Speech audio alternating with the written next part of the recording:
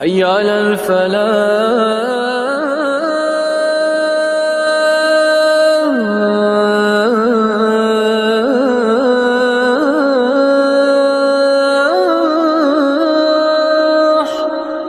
جب ہم کہتے ہیں مکی صورتیں اور مدنی صورتیں، قرآن پاک میں بھی آپ جب پڑھتے ہیں تو سورہ الناس مکیہ، سورۃ البقر مکیہ، اور اسی طرح جب آپ دیکھتے ہیں سورۃ آل عمران اور سورۃ المائدہ، سورۃ الاحزاب المدنیہ، تو اس سے مراد کیا ہوتا ہے؟ علمی نکتہ ہے، بہت مفید اور اہم ہے، اور اس سے مسائل مستنبط ہوتے ہیں کہ آدمی یہ دیکھے کہ یہ صورت کہاں نازل ہوئی۔ اگر مکی صورت ہے تو اس کے مضامین کیا رہتے ہیں، اور مدنی صورت ہے تو اس کے مضامین کیا رہتے ہیں۔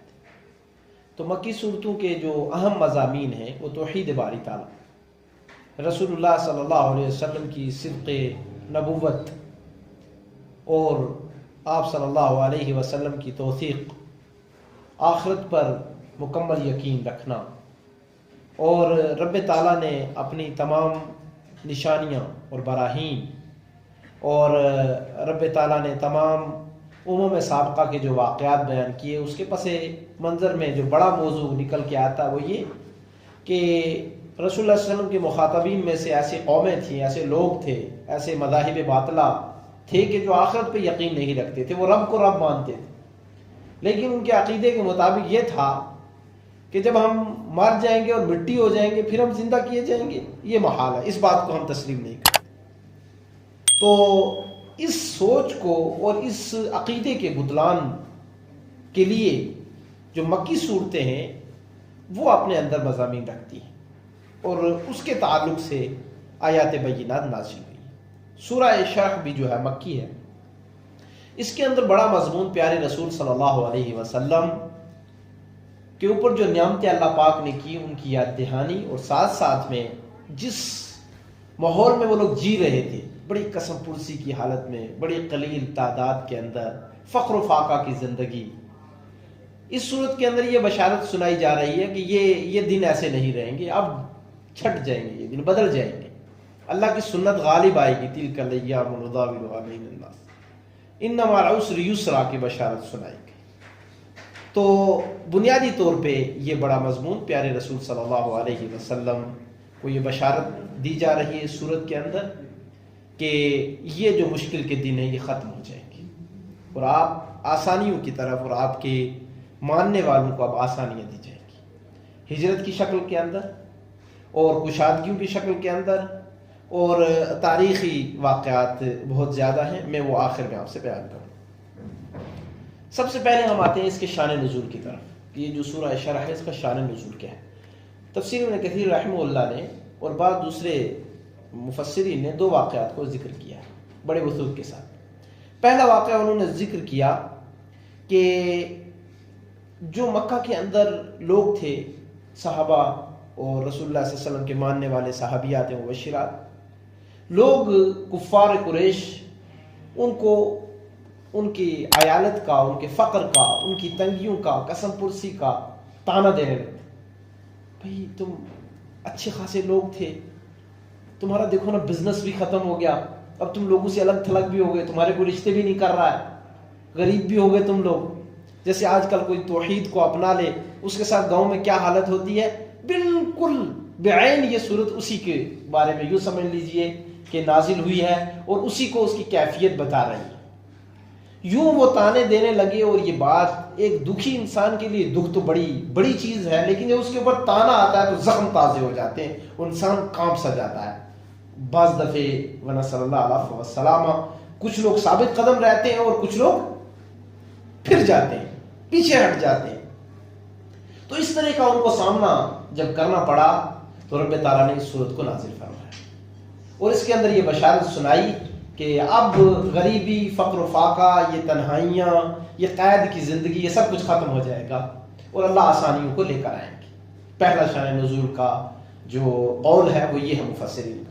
دوسرا جو ابن کثیر رحمہ اللہ نے ذکر کیا ہے وہ یہ کیا ہے کہ رسول اللہ صلی اللہ علیہ وسلم نے اللہ رب العالمین سے دعا کی کہ معجزات کی شکل میں جس طرح انبیاء علیہ السلام کی توفیق ہوتی تھی ویسے اللہ مجھے بھی عطا کر دے. آن کی آن میں فرعون مبہوت ہو جاتا, موسیٰ علیہ السلام اپنا ہاتھ دکھا دیتے یا لاٹھی پھینک دیتے. عیسیٰ علیہ السلام وَأُبْرِئُ الْأَكْمَحَ وَالْأَبْرَصَ بِإِذْنِ اللَّهِ وَأُحْيِي الْمَوْتَى بِإِذْنِ اللَّهِ. آن کی آن میں سب کچھ سامنے دکھ جاتا اور سب پر بلند ہو جاتے. اس طرح کی اللہ جیسے دعائیں کی پیارے رسول صلی اللہ علیہ وسلم نے. تفسیر میں کثیر رحمہ اللہ نے ذکر کیا کہ اس وقت اس کے شان نزول میں روات یہی بیان کرتے ہیں کہ یہ سورت نازل ہوئی, اور اللہ رب العالمین نے جو بڑی نشانی اور بڑا معجزہ پیارے رسول صلی اللہ علیہ وسلم کو دیا تھا وہ یہ تھا الم نشرح لک صدرک. اے پیارے نبی آپ اور معجزات مانگ رہے ہیں, کیا آپ یہ نہیں دیکھتے کہ آپ کے سینے کو ہم نے دین کے لیے کھول دیا ہے؟ اس سے بڑا معجزہ اور کیا ہو سکتا ہے؟ اس سے بڑا اور معجزہ کیا ہو سکتا ہے؟ یہاں پر ایک میں روایت بھی بیان کرتا ہوں. مجھے بڑی خوشی ہوئی, ڈاکٹر صاحب نے آج علمی اٹھان کے بارے میں بات کی اور علمی گفتگو کے لیے کہا, مجھے بڑا پسند آیا. ابو ہریرہ رضی اللہ تعالیٰ عنہ کے بارے میں محدثین کے یہ مشہور ہے کہ وہ سوال پوچھنے میں بڑے جری انسان تھے. دین کے معاملے میں وہ جرت کر لیتے, کوئی بھی سوال پوچھ لیں. تو کہتے ہیں ایک مرتبہ مجلس کے اندر پیارے رسول صلی اللہ علیہ وسلم سے ابو ہریرہ نے پوچھا رضی اللہ عنہ, اے اللہ کے نبی صلی اللہ علیہ وسلم آپ نے اپنے اوپر کب سے یہ محسوس کیا کہ مجھے اللہ رب العالمین ایک بڑا انسان بنائے گے یا میں دنیا سے مختلف ہوں؟ مطلب ایک آدمی کو شروع سے ہوتا ہے کہ یار میرے ساتھ یہ کیا ہو رہا ہے, بات سمجھ آ رہی نہیں؟ بڑی بات کہنا, بڑا شعر نکل جانا آپ کی زبان سے, حالانکہ آپ کو شعور بھی نہیں, آپ ایک بڑا شعر کہہ دیتے ہیں, یا ایک فکر والی بات کہتے ہیں, بھائی مستقبل میں دیکھو آج یہ ہوا ہے تو آئندہ ہم پس سکتے ہیں, یا ہاں یہ بچہ اگر آج اس نے یہ کلام پیش کیا مستقبل میں چل کے یہ بڑا آدمی بنے گا. بات سمجھا گئی؟ تو ابو ہریرہ رضی اللہ عنہ نے پوچھ لیا. تو پیارے رسول صلی اللہ علیہ وسلم نے فرمایا کہ ابو ہریرہ میری 10 سال کی عمر تھی, میں بکریوں کے ساتھ تھا, اور ایسا ہوا میرے ساتھ کہ میں نے آسمان میں دیکھا اور 2 شخص گفتگو کر رہے ہیں, ایک دوسرے سے پوچھ رہا ہے یہ وہی ہے, تو دوسرے نے کہا ہاں یہ وہی شخص ہے. تو اس گفتگو کرتے کرتے وہ میرے پاس آئے اور میرے ہاتھ ایک جگہ تھم گئے اور مجھے محسوس نہیں ہو رہا تھا کہ مجھے کسی نے پکڑا ہوا ہے, لیکن انہوں نے مجھے لٹا لیا, اور لٹانے کے بعد انہوں نے میرے سینے کو چاک کیا, اور اس دوران میں نے کوئی درد, یہ تفسیر سعدی رحمہ اللہ نے اس واقعے کو ذکر کیا, اگر کوئی دیکھنا چاہے تو جا کے دیکھیں, تفسیر سعدی رحمہ اللہ نے اس کو ذکر کیا. تو کہتے ہیں کہ میرے سینے کو انہوں نے چاک کر دیا اور میں نے درد محسوس نہیں کیا, اور اس دوران ایک چھوٹی سی انہوں نے چیز نکالی اور ایک دوسرے سے پوچھتے ہاں یہی چیز نکالنی ہے نا, کہا جی یہی. کہا اس میں حسد تھا, اس کے اندر اور برائیوں والی جو چیزیں تھیں وہ میرے دل سے نکال دی گئی, اور ایک چاندی کی شکل کی ایک چیز میرے سینے میں رکھی گئی, اور کہا یہ علم و حکمت کی چیز ہے, یہ اس کے سینے میں رکھ دو. وہ گفتگو کر رہے تھے, میں سن رہا تھا اور درد نہیں ہو رہا تھا مجھے. کہتے ہیں تھوڑی دیر کے بعد انہوں نے مجھے اٹھایا اور میرے پاؤں کے دائنے انگوٹھے کی طرف ہلکا سا مجھے اشارہ لگا, اور یہ مجھے آواز سنائی دی, قم, اب آپ کھڑے ہو جائیے. اور کہتے ہیں میں کھڑا ہو گیا, اور اس کے بعد سے مجھے کچھ الگ سا محسوس ہونے لگا. سبحان اللہ, علیہ افضل الصلاۃ و اتم التسلیم. اگر میں تاریخی پس منظر میں جاؤں کہ پیارے رسول صلی اللہ علیہ وسلم کو کب سے اللہ رب العالمین نے یہ احساس بخشا تھا, اور وہ بڑا موضوع لمبا ہے, مجھے صرف اس تناظر میں بات کرنی ہے سورہ شرح کے تعلق سے, اور میں اسی میں بات کر رہا ہوں. شان نزول میں یہ 2 چیزیں ذکر ہوئیں, اور دوسرا جیسے میں نے بتایا کہ اللہ رب العالمین نے اپنے نبی کی اس دعا کے جواب میں یہ کہا الم نشرح لک صدرک. یہ سوال انکاری نہیں, یہ سوال انکاری نہیں, اس کو سوال معنوی کہا جاتا ہے. آپ اپنے ابا جی سے کہیں بھائی مجھے یہ بھی دے دو, تو والد صاحب کہیں جناب یہ جو پہلی چیزیں دی ہوئی ہیں یہ کوئی وہ تھا تیرے چچا نے دی, مثال, وہ بھی تو کہیں گے بھائی یہ چیزیں میں نے دی آپ, کیا ان پر آپ, جو آدمی محسوس کرتا ہاں جی واقعتاً یہ بھی دی ہے, یہ بھی دی ہے, یہ بھی دی ہے, یہ بھی دی ہے, دیکھو بھی مجھے ان کا تو واقعتاً احساس کرنا چاہیے. بات سمجھا رہے ہیں؟ تو رب تعالیٰ فرماتے ہیں الم نشرح لک صدرک. پیارے نبی کریم محمد عربی صلی اللہ تعالیٰ علیہ وسلم, کیا آپ کے سینے کو ہم نے نہیں کھول دیا دین کے لیے, دین کی سمجھ کے لیے, دین کی فقاہت کے لیے؟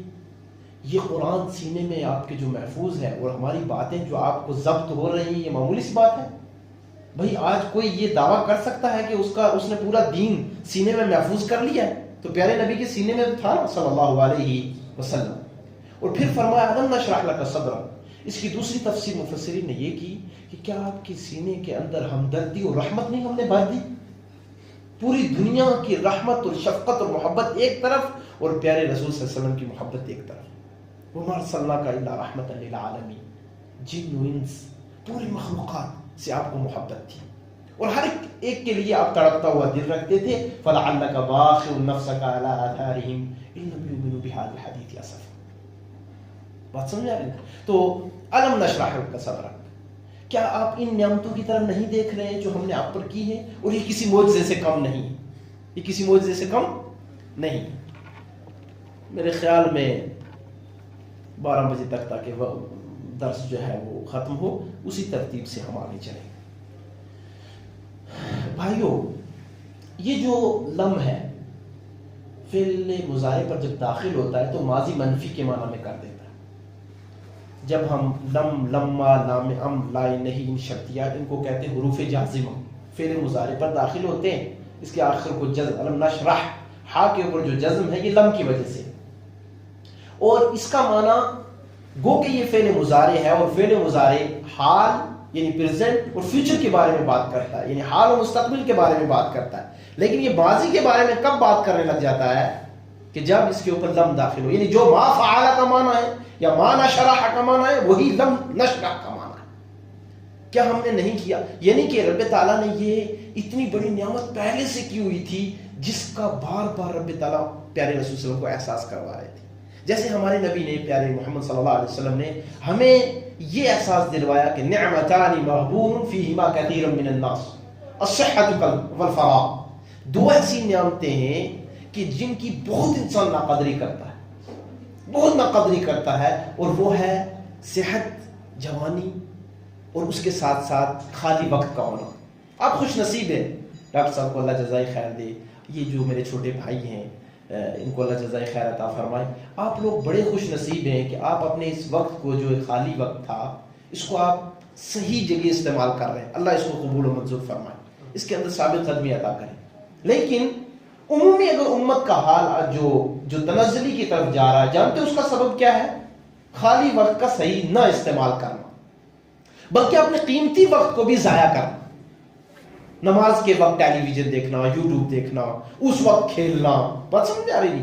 تو قیمتی وقت تو ضائع کرتے کرتے جو خالی وقت ہے اس کو بھی کیا کرتے ہیں؟ استعمال میں نہیں لاتے، اس کو مفید نہیں بناتے.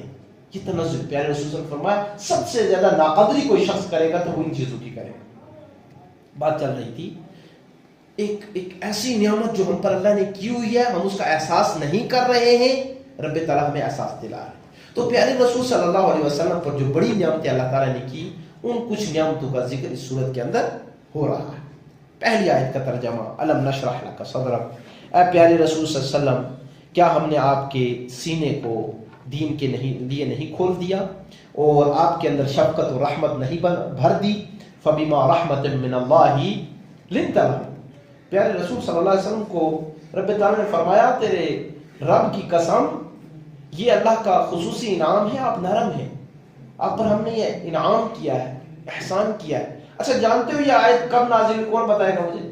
فبما رحمت من اللہ لنت لهم ولو كنت فظا غليظ القلب لانفضوا من حولك فاعف عنهم واستغفر لهم وشاورهم في الامر فاذا عزمت فتوکل على اللہ.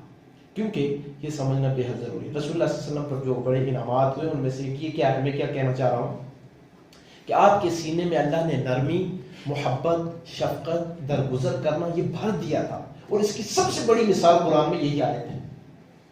شیخ محترم بھی آپ اللہ جزائے خیر دے، میری تصحیح ہوتی رہے گی ساتھ ساتھ. میرے بھائیوں، یہ عہد کے موقع پر جو صحابہ سے غلطی ہوئی تھی، وہ جبل رماد سے نیچے اترے تھے نا، ان سے غلطی ہوئی اور غلطی کے نتیجے میں 70 صحابہ شہید ہوئے. اللہ رب العالمین نے فرمایا آپ کے شایان شان بس یہی ہے کہ آپ ان کو معاف کریں، ان کو درگزر کریں اور ان کے لیے مغفرت کی دعا کریں. آپ ڈانٹیں گے بھی نہیں کہ آپ وہاں سے کیوں اترے، آپ نے یہ نقصان کیوں کروایا، میرے چچا شہید ہوئے یہ آپ کی وجہ سے ہوئے، یہ نہیں کہنا. یہ ہر کوئی نہیں کر سکتا. رب تعالیٰ کی خاص تربیت تھی پیارے رسول صلی اللہ علیہ وسلم کے لیے، اور اس کے لیے سینہ چاہیے. اور یہ علم و حکمت کا سینہ، الم نشرح لک صدرک، یہ کھلا ہوا سینہ چاہیے جس کو اللہ کھول دے. تو یہ بڑا انعام تھا پیارے رسول صلی اللہ علیہ وسلم پر اللہ رب العالمین کا کہ آپ کے سینے کو انسانیت کی ہمدردی کے لیے کھول دیا گیا تھا.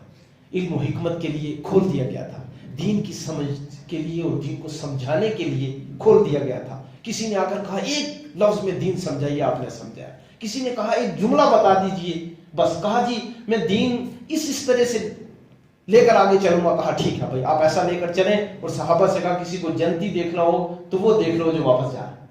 سبحان اللہ. تو یہ سینہ چاہیے اس کے لیے، اور یہ جو سینہ اللہ نے دیا یہ بہت بڑا انعام تھا اللہ کا، بڑی نعمت تھی جس کی طرف استفہام معنوی سے اللہ رب العالمین پیارے رسول صلی اللہ علیہ وسلم کو اس چیز کا احساس دلا رہے ہیں کہ یہ بڑی نعمت ہم نے آپ پر کی ہوئی ہے، آپ اس نعمت کی قدر کریں. تو الم نشرح لک صدرک ووضعنا عنک وزرک. اور دوسرا بڑا احسان کہ آپ کی پیٹھ کے اوپر سے ہم نے بوجھ کو ہٹا دیا. آپ کی پیٹھ کے اوپر ایک بڑا بوجھ تھا، جانتے ہو کس چیز کا بوجھ؟ الذی انقض ظہرک، جس سے آپ کی پیٹھ ٹوٹی جا رہی تھی، کمر ٹوٹی جا رہی تھی اس بوجھ سے. کہتے ہیں گناہوں کا بوجھ، گناہوں کا احساس. تفسیر سعدی رحمہ اللہ نے لکھا رب تعالیٰ نے پیارے رسول صلی اللہ علیہ وسلم پر جو بڑی ایک نعمت کی وہ یہ تھی انا فتحنا لک فتحا مبینا لیغفر لک اللہ ما تقدم من ذنبک وما تأخر. اگلے پچھلے سارے گناہ اللہ تعالیٰ نے معاف کر دیے. سبحان اللہ. کہا یہ سب سے بڑی بات تھی. اور اس احساس کے ساتھ پیارے رسول صلی اللہ علیہ وسلم بے حد فکر مند رہتے تھے. اچھا کوئی بندہ سوچتا ہے میری غلطی کی نہیں، میں کیا معافی مانگوں؟ دیکھو نا سوچ کا الگ الگ دائرہ ہے. عبداللہ بن مسعود رضی اللہ تعالیٰ کا قول ہے ان المؤمن یرا ذنوبہ کأنہ قائد تحت جبل یکاد ان یقع علیہ وان المنافق یرا ذنوبہ کأن جلس الذباب على انفہ ففعل به ہکذا. کہا جب مومن سے کوئی غلطی سرزد ہوتی ہے نا، وہ چھوٹی ہو یا بڑی، اس کا وہ بوجھ اس طرح سے محسوس کرتا ہے گویا وہ کسی پہاڑ کے نیچے بیٹھا ہے اور وہ پہاڑ اس کے اوپر گرے اور وہ مر جائے. ایسا خوف محسوس کرتا ہے گناہ کے بعد، غلطی کے بعد. مومن کے احساس وَوَضَعْنَا عَنْكَ وِزْرَكَ، آپ کی پیٹھ کے اوپر سے ہم نے بوجھ کو ہٹا دیا ہے. اور ایسا بوجھ کہ جس سے آپ کی کمر ٹوٹی جا رہی تھی، اتنی تکلیف آپ محسوس کر رہے تھے. مومن کا احساس غلطی کے بعد یہ رہتا ہے، وہ یہ نہیں کہتا کہ چھوٹی سی تو غلطی ہے، میں نے ایک مرتبہ معافی مانگ تو لیا، اب میں کیا کروں، میں ذبح ہو جاؤں اس کے لیے.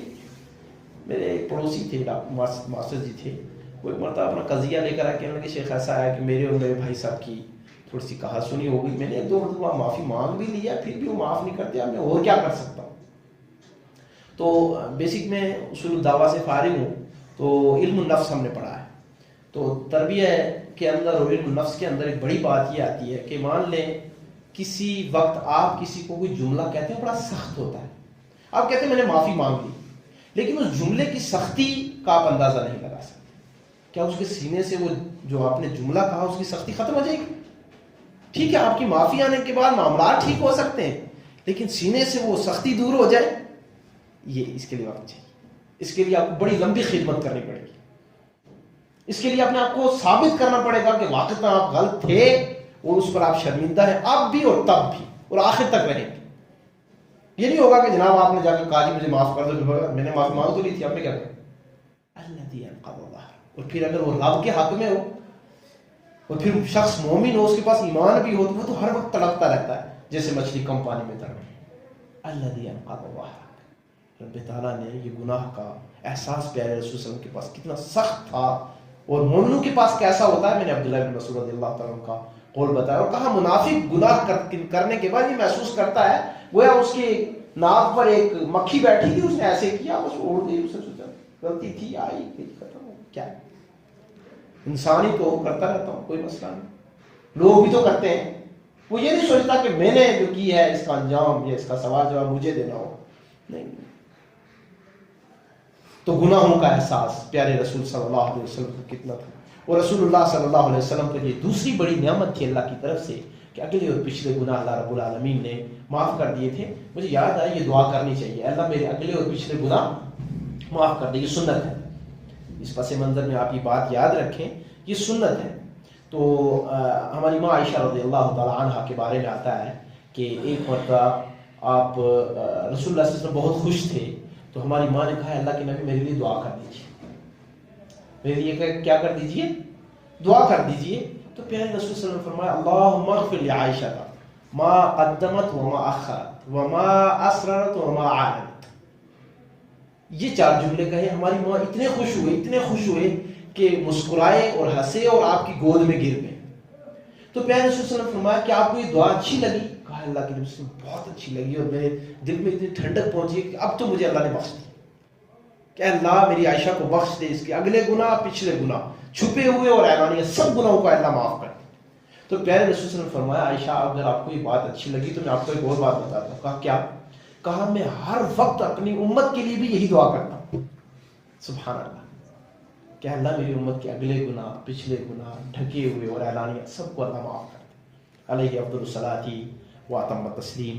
مجھے یہ کہنا تھا اللہ نے دوسرا جو انعام اپنے نبی پر کیا اور جس کے تذکیر اللہ نے کروائی وہ یہ تھا کہ ہم نے آپ کی کمر پر سے ایک بڑا بوجھ ہلکا کیا ہے جس کی تھکان سے جس کے احساس سے آپ کی کمر جو ہے وہ ٹوٹی جا رہی تھی.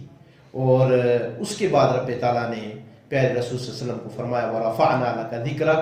اور پھر ہم نے آپ کے ذکر کو بلند بھی کیا ہے. آپ کے نام کو ہم نے افارقہ کے جنگلوں میں، افغان کے پہاڑوں میں اور سمندروں اور دریاؤں اور خلیج کے ملکوں سے لے کر کہاں اور یہی نہیں بلکہ ہم نے پہلی امتوں اور پہلے نبیوں سے بھی یہی وعدہ لیا کہ ایک آخری نبی آئیں گے اور اس نبی کا نام احمد ہے. اور سورہ صف کو آپ پڑھ لیں اور دوسری سورتوں کو آپ پڑھیں. محمد رسول اللہ والذین معہ اشداء علی الکفار رحماء بینہم. اور پھر رب تعالیٰ نے فرمایا کہ ان کی مثالیں ہم نے انجیل و تورات میں رکھیں اور ان کی عبادتوں، ان کی ریاضتوں، ان کی محنتوں کے ذکر ہم نے پہلے بھی کر دیے ہیں تاکہ آنے والے لوگوں کو ان کو سب دیکھ کر سمجھنے میں آسانی رہے اور کسی قسم کی مشکل پیش نہ آئے. وَرَفَعْنَا لَكَ ذِكْرَكَ. دوسرا قول جو محدثین نے ذکر کیا وہ یہ تھا کہ ہر آذان اور ہر نماز میں جب اشہد ان لا الہ الا اللہ کہا جاتا ہے تو وہیں پہ اشہد ان محمد رسول اللہ بھی اس طرح سے ہم نے پیارے نبی آپ کے نام کو بڑا بلند کیا. اور تیسرا قول امام سعدی رحمہ اللہ نے جو ذکر کیا وہ یہ تھا کہ پیارے رسول صلی اللہ علیہ وسلم کا جو سب سے زیادہ اگر کوئی محبت کرنے والا دنیا میں اگر کوئی محبت کرنے والا اللہ کے بعد سب سے زیادہ جو محبت کی جانے والی ذات ہے وہ اللہ کی. اور اس کے بعد اگر اس دنیا میں سب سے زیادہ کسی سے محبت کی جا رہی ہے وہ محمد عربی صلی اللہ علیہ وسلم نے. وَرَفَعْنَا لَكَ ذِكْرَكَ. اے اللہ کے نبی ہم نے آپ کے ذکر کو بڑا بلند کیا. وہ سینوں میں بھی ہے، زبانوں میں بھی ہے اور مخلوقات کے ہر جگہ ہے اور دنیا کے کونے کونے میں بھی ہے اور آسمانوں میں بھی. سبحان اللہ. اور بعض نے اس کو حشر و نشر سے بھی تعبیر کیا ہے کہ جب جو ہے ایک بڑا میدان لگے گا اور اس میدان میں سب کے پاس شفاعت کے لیے لوگ جائیں گے لیکن آخری جب نبی صلی اللہ علیہ وسلم کے پاس آئیں گے تو رسول اللہ صلی اللہ علیہ وسلم فرمائیں گے آنا لہا.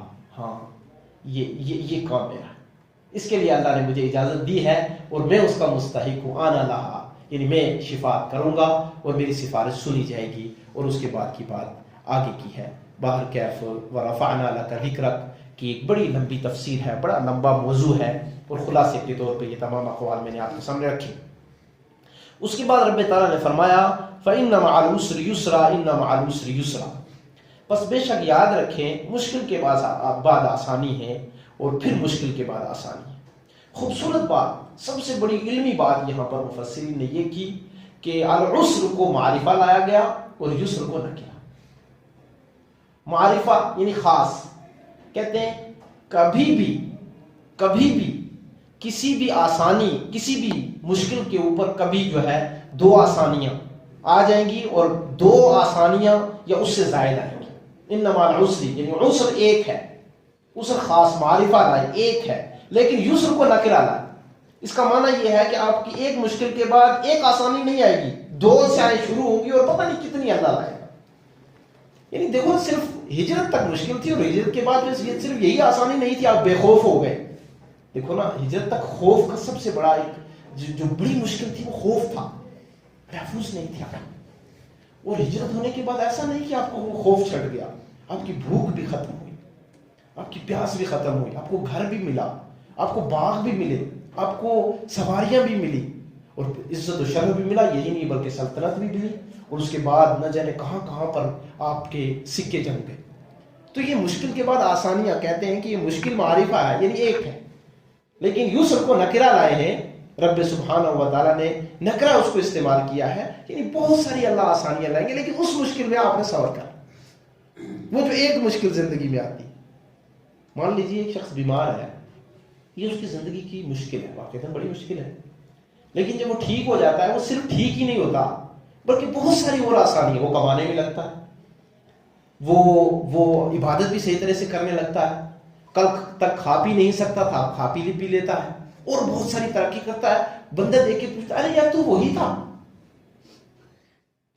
تیرے تو ہم دن گن رہے تھے، لیکن نہیں، اس مشکل کے بعد اللہ آسانیاں لائے تو پھر بہت ساری آسانیاں لاتے ہیں اللہ رب العالمین۔ اور رب تعالیٰ نے پھر اس جملے کو، اس آیت کو تکرار کے ساتھ بھی استعمال کیا، ان مع العسر یسرا فإن مع العسر یسرا، ہر مشکل کے بعد آسانی ہے، اور ہر مشکل کے بعد آسانی۔ تاریخی دراسہ اس آیت کی روشنی میں کر کے پھر میں بات کو ختم کروں گا۔ ہاں ایک بات یہ میں کہہ دینا چاہ رہا ہوں، میں تاریخی دراسہ کا ویسا ہی بے شرم رہے اور سوچے کہ جناب میرے اوپر کوئی مدد نہیں آ رہی، بعض لوگ کہتے ہیں میری دعا ہی قبول نہیں ہو رہی۔ اصل میں یہ ہے کہ اس نے اپنے آپ کو ویسا بنایا نہیں کہ قبول ہو، اس کو بننا پڑے گا نا، اپنے اعمال میں سدھار لانا پڑے گا، اپنے عقیدے میں سدھار لانا پڑے گا، رب کے اوپر توکل کو مضبوط کرنا پڑے گا، یہ یقین کرنا پڑے گا نصرت تو وہیں سے آئے گی، مدد ادھر ہی سے آئے گی اور کہیں سے نہیں آ سکتی۔ فَإِذَا فَرَغْتَ فَانصَبْ وَإِلَىٰ رَبِّكَ فَارْغَب۔ تاریخی دراسہ میں نے کہا تھا میں انشاءاللہ تعالیٰ اس موضوع پر کروں گا۔ سب سے پہلی بات تاریخی دراسے میں 5 نکات ہیں۔ پہلا نکتہ یہ ہے کہ مشکلیں یہ تربیت کے لیے آتی ہیں۔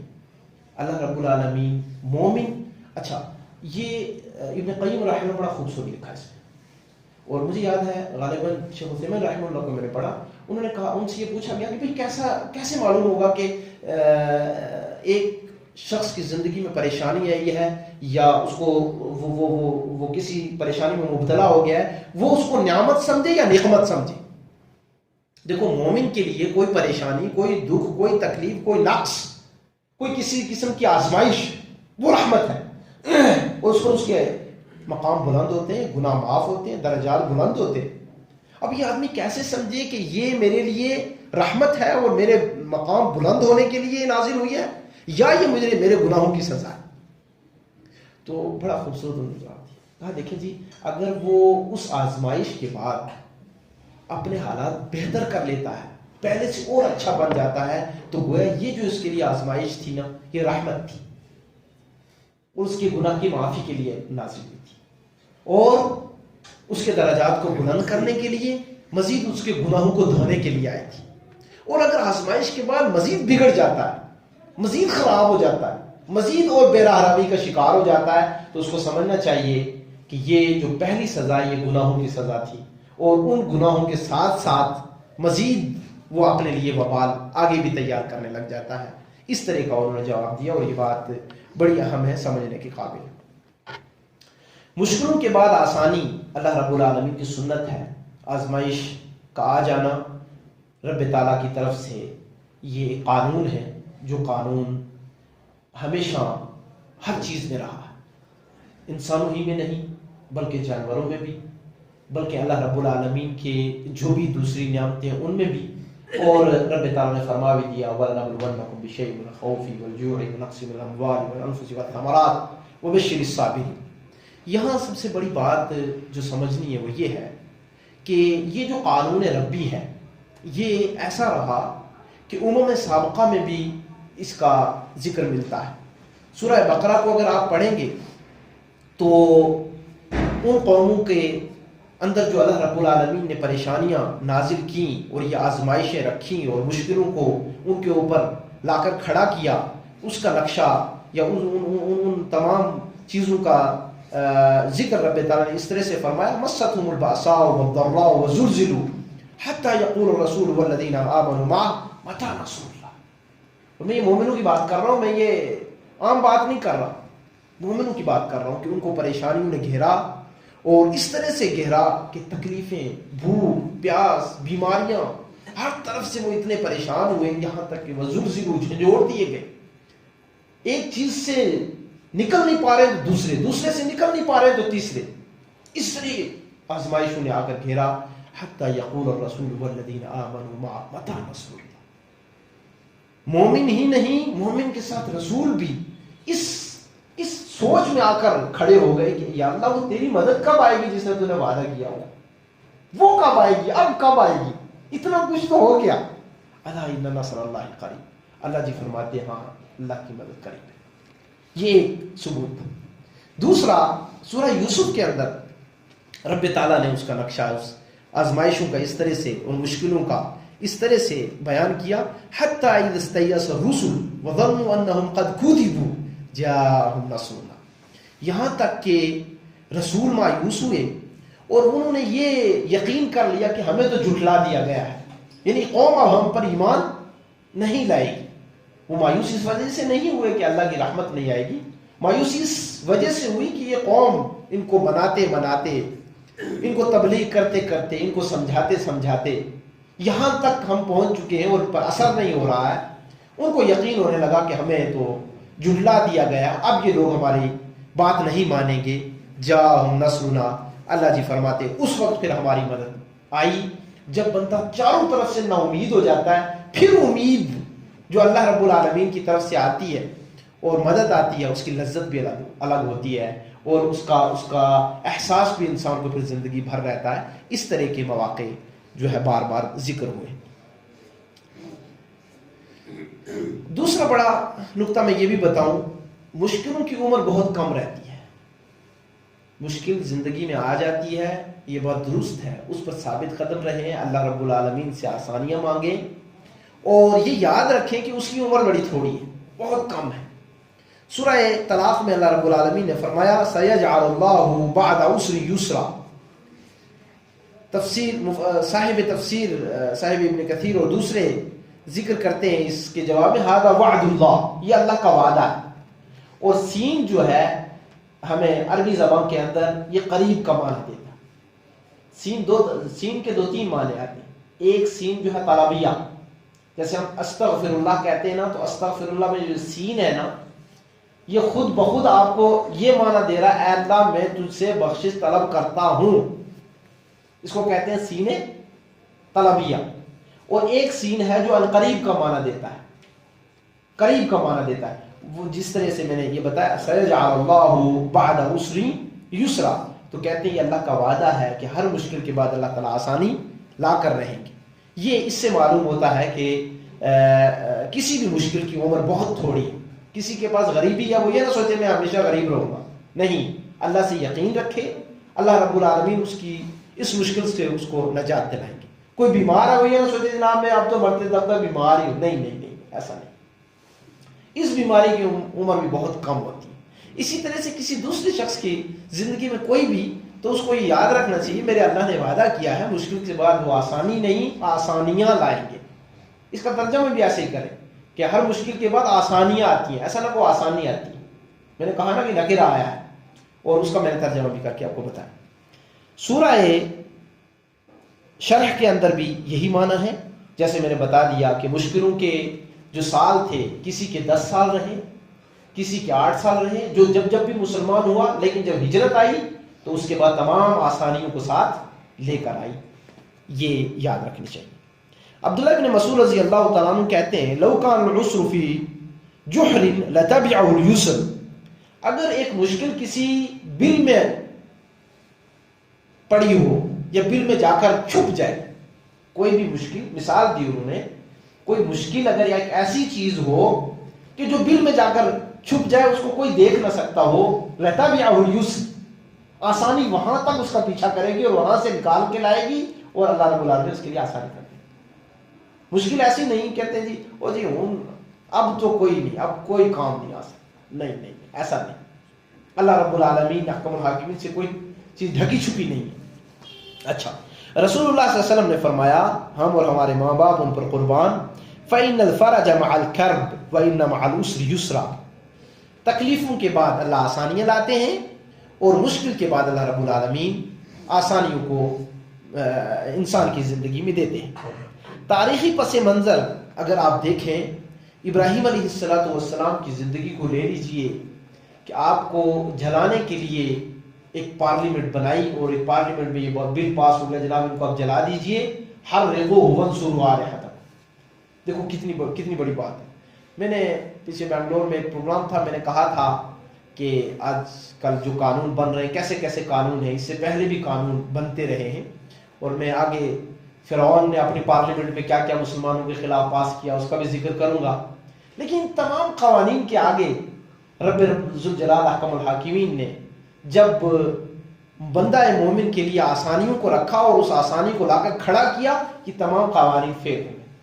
ان کی تمام جو سازشیں تھی اور جو مکر و فریب تھا اور جو انہوں نے جال بچھایا ہوا تھا وہ کامیاب نہ ہو سکا اور وہ فیل ہو گیا. دیکھیں ایسا ہوا کہ ابراہیم علیہ السلام کی زندگی کو لے لیجئے. اس کے بعد میں نے کہا سورہ شعراء میں موسیٰ علیہ السلام کے تعلق سے فرعون نے جو پارلیمنٹ میں پاس کیا تھا وہ قانون دیکھیں کہ لَأُقَطِّعَنَّ أَيْدِيَهُمْ وَأَرْجُلَهُم مِّنْ خِلَافٍ وَلَأُصَلِّبَنَّهُمْ أَجْمَعِينَ.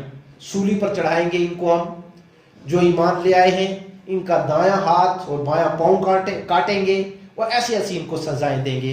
رب تعالیٰ نے فرمایا سورہ شعراء میں وَأَنْجَيْنَا مُوسَىٰ وَمَن مَّعَهُ, تو ہم نے موسیٰ علیہ السلام کو بقا دی, ان کو نجات دی, ان کو زندہ رکھا, اور جو ان کے ساتھ مومنین تھے ان کو رکھا, اور جو سازشیں رچنے والے تھے جو ان کو کہہ رہے تھے کہ ہم ان کو ہمیشہ کے لیے ختم کریں گے, اللہ نے ان کو ختم کر دیا اور قیامت تک عبرت بنا دیا. نَكَالًا لِمَا بَيْنَ يَدَيْهَا وَمَا خَلْفَهَا.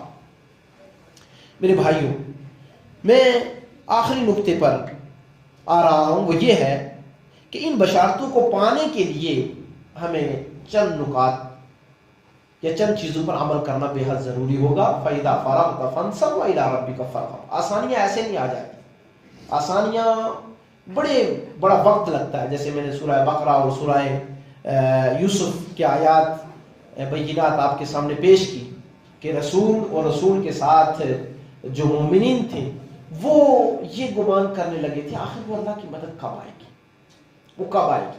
تو اب اس کا جواب آپ اگر سننا چاہتے ہیں تو سب سے پہلے اس کے لیے یہ کرنا ہوگا کہ اللہ رب العالمین کی ذات پر مکمل یقین رکھتے ہوئے, ایک اللہ رب العالمین کا نام بھی ہے اور صفت ہے, وہ ہے حکیم. حکیم اس کا کیا معنی ہے؟ کسی کو معلوم؟ حکیم, اللہ رب العالمین کا نام حکیم ہے, اس کا کیا معنی ہے؟ تفسیر جلالین کو آپ جب پڑھیں گے تو حکیم العلیم بار بار آیا نا قرآن پاک میں, تو انہوں نے آگے لکھا حکیم فی صنعہ علیم بخلقہ. حکیم فی صنعہ, اپنی کاریگری میں اپنے فیصلوں میں وہ حکمت رکھتا ہے. کچھ راز ہوتے ہیں, کچھ اللہ کو مقصود ہوتا ہے وہاں پر, کچھ وہاں اللہ چاہتے ہیں اپنے بندوں سے. سونا پہننے کے قابل اس وقت ہوتا ہے کہ جب وہ پٹھی میں جاتا ہے, اس کی میل کچیل نکلتی ہے, پھر وہ صحیح نکلتا ہے, پھر پٹائی ہوتی ہے, پھر وہ کبھی کنگن بنتا ہے, کبھی کچھ بنتا ہے, کبھی پھر خوبصورت لگنے لگتا ہے. لیکن اس سے پہلے اس کو آگ سے گزرنا پڑتا ہے, مٹی کے اندر رہنا پڑتا ہے, پٹائی کھانی پڑتی ہے, تب نکھرتا ہے. مومن اللہ کے بہت قریب ہو جاتا ہے, اتنا قریب ہوتا ہے. رب تعالیٰ نے خود فرمایا, یہ حدیث قدسی ہے, پیارے رسول صلی اللہ علیہ وسلم فرماتے ہیں جب بندہ اللہ کے قریب ہوتا ہے نا تو اللہ جی فرماتے ہیں میں تو اس کا کان ہو جاتا ہوں, میں تو اس کا ہاتھ ہو جاتا ہوں, میں تو اس کی زبان ہو جاتا ہوں, میں اس کا چلنا پھرنا بن جاتا ہوں. سبحان اللہ. حکیم فی صنعہ, اللہ کے راز کو سمجھنا چاہیے. بندے کے اوپر جو بھی آ جائے وہ کبھی یہ نہ سوچے کہ نہیں جناب یہ میرے ساتھ ظلم ہو گیا, بڑی زیادتی ہو گئی ہے. اس کی ایک مثال دینے لگا ہوں. جانتے ہو یہ آیت کون سی ہے جس کے اندر یہ میں جس پس منظر میں بات کر رہا ہوں؟ وہ یہ ہے کہ سورہ یوسف میں, کیونکہ اگر حکیم میں عام جگہ پر جہاں احکامات ہیں وہاں پر لے کے جاؤں گا آپ کو بات سمجھ میں نہیں آئے گی. میں آزمائش ہی کے ایک بڑی آزمائش کا واقعہ قرآن میں جو بیان ہوا وہ سورہ یوسف کا ہے, یعنی یوسف علیہ السلام. اور رب تعالیٰ نے اس کو احسن القصص بتایا, سب سے عبرت والا واقعہ ہر طرف سے. اور خصوصاً جوان بچے, جوان میرے چھوٹے بھائی, ہماری بہنیں اور قوم کے جو بھی سن رہے ہیں ان کے لیے اس میں بڑی عبرت ہے. اگر آپ صحیح راستے پہ چل رہے ہیں نا، آپ کو بڑی جگہ ٹھوکریں لگیں گی، نوکری نہیں ملے گی، آپ کا بزنس اسٹیبلش نہیں ہونے دیں گے، پتہ نہیں اور کہاں کہاں، یہ پکڑ، وہ تفتیش، یہ ہے، وہ کاٹ، یہ کاٹ، بات سمجھ میں نہیں؟ اب سنو آپ واقعہ اس طرح سے ہے کہ سورہ یوسف کے اندر رب تعالیٰ نے یوسف علیہ السلام کے واقعے کا خلاصہ کرتے ہوئے، یعنی یوں لے لیجئے کہ وہ بھائی ان کو کہاں ڈال رہے ہیں، بھائی ان کو کہاں پھینک رہے ہیں، کنویں کے اندر، وہاں سے ان کو پھر دوسری آزمائش، وہاں سے زندگی مل تو جاتی ہے لیکن غلامی کی زندگی، بیچا جاتا ہے بازار میں، پھر وہاں سے ایک بڑی آزمائش یہ کہ ایک برائی سے ان کو بچنا پڑ رہا ہے، اور برائی سے بچتے ہوئے انہوں نے ایک دعا کی، ربی، کیا دعا ہے؟ احب الی السجن مما یدعوننی الیہ، الہی میں تو یہی پسند کرتا ہوں کہ مجھے جیل میں بھیج دیا جائے، لیکن یہ جو گناہ ہے اس گناہ سے تو مجھے بچائے، ایسے وقت میں مجھے جیل پسند ہے لیکن اس گناہ میں جانا مجھے پسند نہیں ہے۔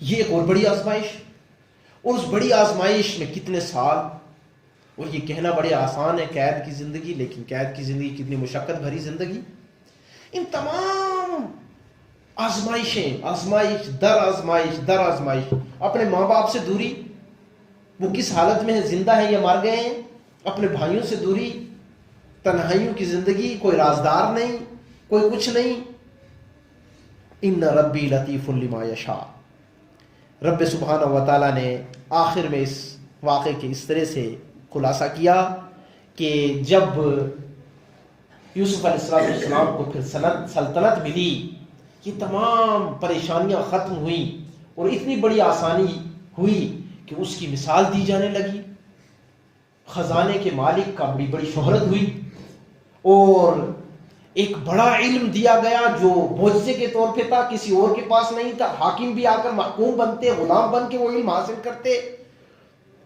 خوابوں کی تعبیر کا علم، تو یوسف علیہ السلام فرمایا ان ربی لطیف لما یشاء، رب اپنی معیشت میں بڑا باریک علم رکھنے والی ذات ہے، بہت باریک علم رکھنے والی ذات ہے، کس طرح سے بندے کو پھر کہاں کون سا مقام دیتی ہے۔ کوئی سوچ سکتا ہے کہ غلام بادشاہ بنے گا، قید میں زندگی گزارنے والا خزانے کا مالک بنے گا، جس کو کنویں کے اندر پھینک دیا گیا اس کو دوبارہ سے زندگی ملے گی، جو ماں باپ سے اتنے سال دور رہے وہ پل سکتا ہے، بڑھ سکتا ہے۔ ان ربی لطیف لما یشاء انہ هو الحکیم العلیم، بات چل رہی تھی حکیم سے، حکیم فی صنعہ لطیف علیم بخلقہ، رب تعالیٰ اپنے تمام کاموں کے اندر بڑی حکمت رکھتا ہے، بندے کو علم نہیں ہوتا، بندے کو ہے جی ایک ہی بچہ صدا اللہ نے لے لیا، پتہ نہیں اگر کسی کو ایسا دکھ ہو تو وہ سورہ کہف میں چلا جائے، وہ ایک ہی بچہ تھا نا جس کو ذبح کرنے کے لیے کہا تھا اللہ رب العالمین، کہا تھا نہیں کہا تھا، ہاں بھائی اس کو مار دو، اور کیوں؟ اس کے جواب میں کہا ان کے ماں باپ بڑے نیک تھے، یہ آگے کچھ فساد کرتا ان کا نام بھی خراب ہوتا، اللہ رب العالمین نے ایسا ارادہ کیا کہ نہیں ان کا نام خراب نہیں ہونا چاہیے۔ حکیم فی صنعہ، یہ پہلا فارمولہ ہے، ہمیشہ جب بھی آزمائش آئے تو یہ ضرور سمجھو اللہ کا اس میں کوئی راز ہوگا، حکمت ہوگی، اگر آ گئی ہے اس پہ صبر کرنا، پہلا فارمولہ۔ دوسرا فارمولہ یہ ہے کہ اپنا محاسبہ کرنا شروع کر دیں، اور آیتوں پر وہیں پہ دھیان رکھیں، فَإِذَا فَرَغْتَ فَانصَبْ وَإِلَىٰ رَبِّكَ فَارْغَب، جب ان کاموں سے فارغ ہو جائیں، ان نعمتوں کا احساس کریں، مشکلوں کے بعد آسانیاں ہوں گی یہ یقین رکھیں، لیکن رب کی عبادت میں تھک جائیں، طلب کریں، کوشش کریں، محنت کریں، اور اپنا محاسبہ کریں۔ محاسبہ کیا ہے؟ اگر شخص محاسبہ کرنے لگے، سب سے پہلے عقیدے کا محاسبہ کرے، میرا عقیدہ اللہ رب العالمین کے ساتھ درست ہے یا نہیں، پہلی بات۔ دوسری بات، کیا وہ اتباع رسول صلی اللہ علیہ وسلم کے اندر کھرا ہے کہ نہیں، اسی کی مدد نہ، اسی کے لیے مدد آتی ہے آسمانوں سے جو نبی کا صحیح معنوں میں متبع ہو، اگر وہ نبی کا متبع نہیں ہے تو وہ یہ بھول جائے کہ اس کے لیے اللہ کی مدد آئے گی۔ آج امت مسلمہ، ہمارے بھائی اور بہن، ہم سب اللہ رب العالمین سے اس کی ہر قدم پہ نصرت مانگتے ہیں، الہی تو تو ہی مدد کرنے والی ذات ہے، ہمارے ہر کام میں مدد فرما، نیکیوں کے کرنے میں اور برائیوں سے رکنے میں اللہ ہماری مدد فرما دے۔ لیکن میرے بھائیوں، اس کے لیے کرنا یہ ہوگا کہ رسول صلی اللہ علیہ وسلم کا صحیح متبع بننا ہوگا، صحیح اتباع کرنی پڑے گی، صحیح ان کی باتوں کو مان کے چلنا پڑے گا۔ اگر ہم اپنی منمانی کی زندگی گزاریں اور یہ سوچیں اللہ کی مدد آئے گی، یہ بڑا محال ہے، اور یہ گمان اس کو نجات نہیں دلا سکتا۔ تیسرا محاسبہ اپنی نمازوں کا۔ اللہ کی مدد چاہیے، ہم چاہتے ہیں کہ ہم اللہ رب العالمین کی کوئی بھی آزمائش اس سے بچے رہیں، یا اگر آزمائش آئے تو اس سے ہم نکل جائیں اور آسانیاں ہماری زندگی میں آ جائیں، تو کیا کرنا پڑے گا؟ نمازوں کا محاسبہ کرنا پڑے گا، کیا ہم صحیح نمازی ہیں یا نہیں۔ وَاسْتَعِينُوا، دلیل وَاسْتَعِينُوا بِالصَّبْرِ وَالصَّلَاةِ، اگر چاہتے ہو اللہ کی مدد نازل ہو تو صبر کرو اور نماز پڑھو۔ پیارے رسول صلی اللہ علیہ وسلم کے بارے میں آتا، ہماری ماں عائشہ فرماتی ہیں رضی اللہ تعالی عنہا، اذا حزبه الامر فزع الى الصلاة، جب بھی آپ کو کوئی کام دشوار گزرتا، کہیں آزمائش آ جاتی، کوئی کٹھن مرحلہ آ جاتا، جلد نماز میں شریک ہو جاتے، مشغول ہو جاتے، 2 رکعت نماز پڑھتے، اللہ رب العالمین سے دعا کرتے، اللہ رب العالمین ان کے لیے آسانیاں نازل فرماتے۔ تو ضروری ہوگا میرے بھائیوں کہ اپنی نمازوں کا محاسبہ کریں۔ اس کے بعد کیا کرنا پڑے گا؟ چوتھا بڑا محاسبہ دعوت و تبلیغ کا۔ اگر ہم اور آپ اس مشن کو آگے نہیں بڑھائیں گے، دعوت و تبلیغ کا کام نہیں کریں گے، صرف ہم خود اپنے نماز روزہ درست کر لے رہے ہیں، خود پڑھ لے رہے ہیں، خود سمجھ لے رہے ہیں، خود سب کچھ کر رہے ہیں، اور اس بات کو آگے نہیں پہنچا رہے ہیں، یقین مانو کہ اللہ کی مدد نہیں ہے۔ آپ جب بھی اب تاریخ کو پڑھیں گے، اللہ رب العالمین نے انہی لوگوں کی مدد کی کہ جو دین کا درد رکھتے تھے، دین کو پہنچاتے تھے۔ رب تعالیٰ نے خود فرمایا قرآن پاک کے اندر، کس طرح سے آیت ہے، کون دے گا مجھے دلیل؟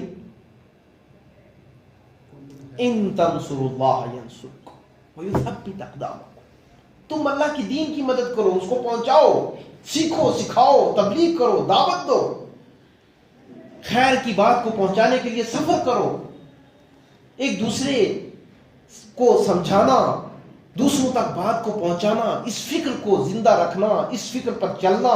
اگر تم یہ کرو گے تو ہم تمہاری مدد کریں گے۔ یہ شرطیہ، اللہ کی مدد شرطیہ، اللہ رب العالمین کی مدد شرط کے بغیر نہیں ہے، یہ بات یاد رکھیں۔ اللہ کی مدد آتی ہے، یہ اللہ رب العالمین کا وعدہ ہے، لیکن اللہ کے دین کی مدد کرنے سے آپ کے رزق میں کشادگی عطا کر دیں گے، ہر طرح سے اللہ کی مدد آئے گی، لیکن آپ کو یہ کرنا ہوگا کہ اللہ کے دین کی مدد کرنی ہوگی، یعنی کہ دین کی تبلیغ کرنی ہوگی۔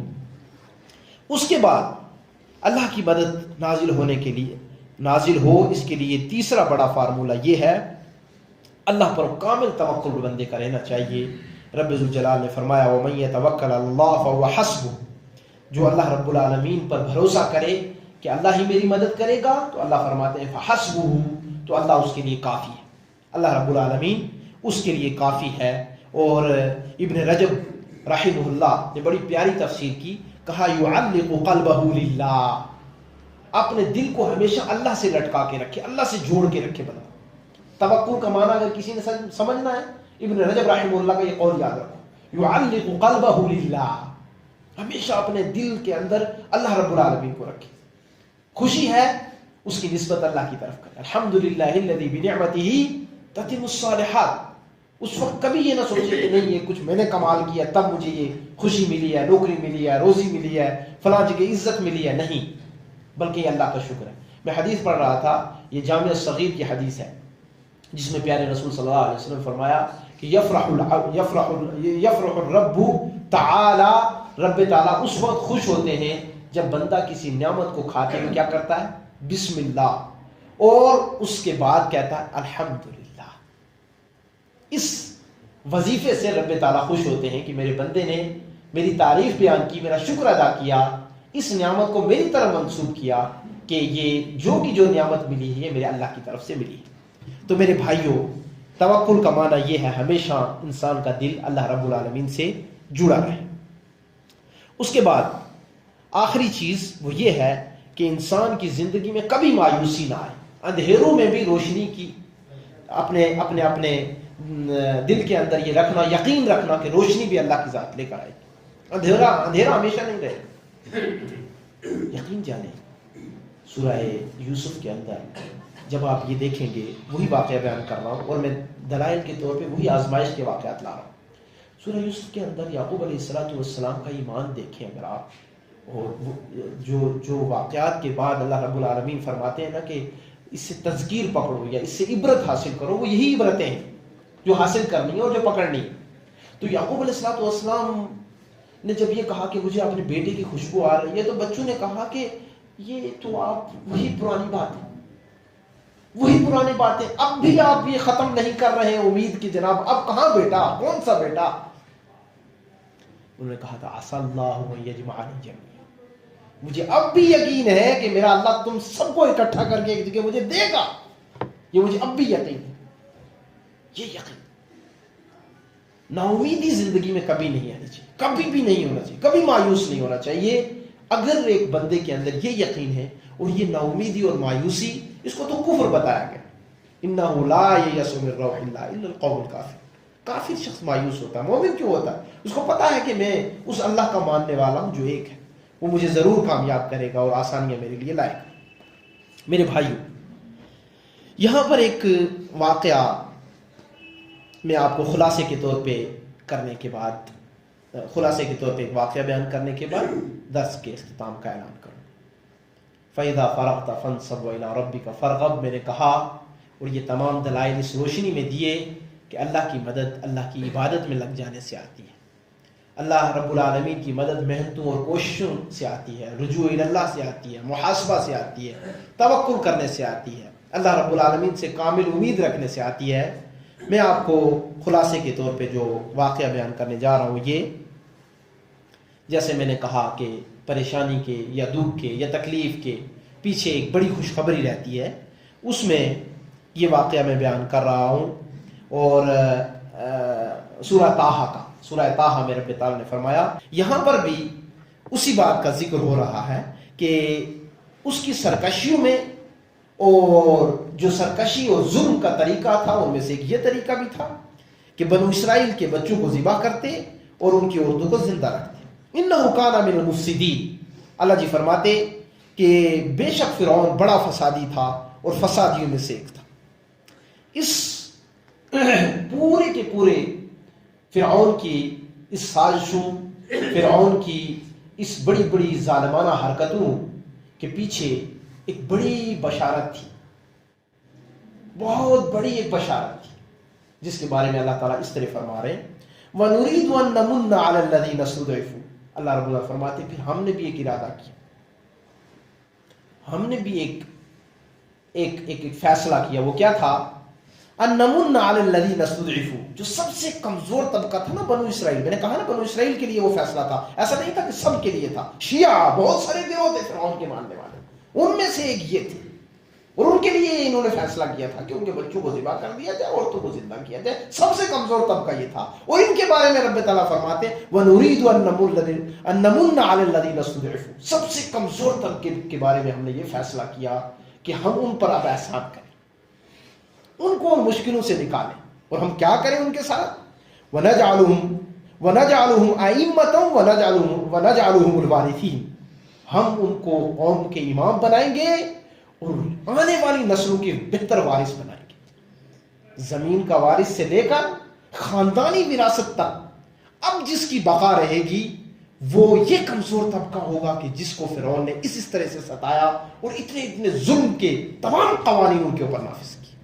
اللہ نے فرمایا ہم نے ان کے بارے میں پھر یہ فیصلہ کیا کہ اس کمزور طبقے والے لوگوں کو ہم امام بنائیں گے قوم کا اور وارث بنائیں گے، اور فرعون کو اور اس کے ماننے والے جو تمام کے تمام گروہ تھے، آن کی آن میں اور لمحے کے لمحے میں سب کے سب کو کہاں پہ غرق کیا گیا؟ لے کر دریا کے اندر۔ اور باقی کون بچے؟ پھر لیڈر کون رہا؟ حکومتیں کس نے کی؟ وراثت کس کو ملی؟ زمینوں کا مالک کون ہوا؟ یہ تمام تاریخ آپ کے اور میرے سامنے ہے۔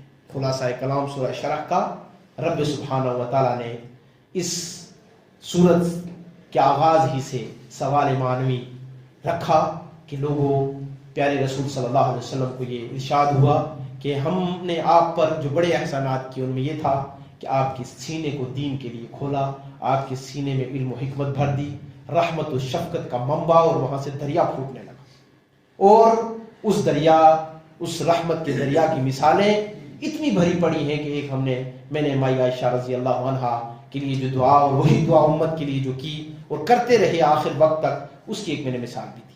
پھر رسول اللہ صلی اللہ علیہ وسلم کے گناہوں کی معافی کا ایک بڑا اعلان اللہ رب العالمین نے فرمایا، اور پھر پوری دنیا کے لیے قانون، اور میں نے کہا شان نزول کے طور پہ یہ بات، قریش مکہ آپ صلی اللہ علیہ وسلم اور ان کے ساتھیوں کو فقر و فاقہ، غریبی، تنگ دستی کا تانا دینے لگے، رب ذوالجلال نے فرمایا ان مع العسر یسرا، مشکل کے بعد آسانیاں آئیں گی۔ اور رسول اللہ صلی اللہ علیہ وسلم نے جب یہ صورت نازل ہوئی تو اس طرح سے جو ہے صحابہ سے مخاطب ہوئے تھے کہ یا ابشروا بالفرج وزوال العسر الذي يعيش فيه المسلمون، اے مسلمانوں میں تمہیں خوشخبری دیتا ہوں اب آسانیوں کی، اور میں تمہیں خوشخبری اس چیز کی دیتا ہوں جس زندگی میں تم جی رہے ہو اس زندگی کا خاتمہ ہوگا، اور ایک بہتر زندگی، اچھی اور خوشحالی والی زندگی، آسانیوں والی زندگی شروع ہوگی، اور وہ بڑی پیاری زندگی تھی، اور اس کی تاریخ بڑی لمبی ہے، کسی کو پڑھنا ہو تو تاریخ مدینہ کو جا کر پڑھیں۔ اس کے بعد میرے بھائیوں، اس آسانی کے لیے انسان کو محنتیں کرنی پڑتی ہیں، انسان کو بڑی عبادت گزاری، ریاضت اور اپنا محاسبہ کرنا پڑتا ہے، عبادات کا لے کر، دعوت و تبلیغ کا لے کر، اپنے دل کے تزکیے کو لے کر، تمام چیزوں کو محاسبہ اگر بندہ کرنے لگ جائے تو اس کی زندگی میں آسانیاں ہی آسانیاں ہیں، اور اگر اپنا محاسبہ نہ کرے تو یقین جانے کہ اس کا وہ خود ذمہ دار ہے۔ اسلام نے تو اس کو تمام کی تمام چیزیں کھول کھول کر بیان کر دی ہیں۔ دعا گو ہوں اللہ مالک الملک سے اس کے اسماء الحسنی کا وسیلہ دے کر رب تعالی ہمیں، آپ کو، اور ہمارے ماں باپ، بیوی بچے، آنے والی نسلیں، سب کو رب تعالی دین کو سمجھنے، عمل کرنے اور اس کو پہنچانے والا بنا دے، ہمارے گناہوں کو معاف کرے، اس مجلس کو قبول فرمائے، اسی طرح کی یہ مجلسیں منعقد ہوتی رہیں، اللہ ان کا فیض عام کر دے اور نفع بخش رب تعالی ہمیں بنائے، ہر قسم کی گناہ سے اور ہر قسم کی آزمائش سے اللہ تعالی ہماری حفاظت فرمائے۔ رب تعالی جو بیمار ہے انہیں شفاء کل عاجلی عطا کر دے، جو تنگ دست ہے کشادگی عطا کر دے، جائز حاجات کو خانہ غیب سے پوری فرما دے۔ رب ذوالجلال احکم الحاکمین ہمارے اس مرکز کو اور پوری امت مسلمہ کے جو اسلامی مراکز ہیں تمام کی حفاظت فرما، ان کے چلانے والے کی حفاظت فرما، رب تعالیٰ ان کو آباد رکھ قیامت تک، آمین انہ ولی ذلک والقادر علیہ، وصلی اللہ علیہ النبی الکریم، سبحانک اللہ وبحمدک، اشہد ان لا الہ الا انت، استغفرک۔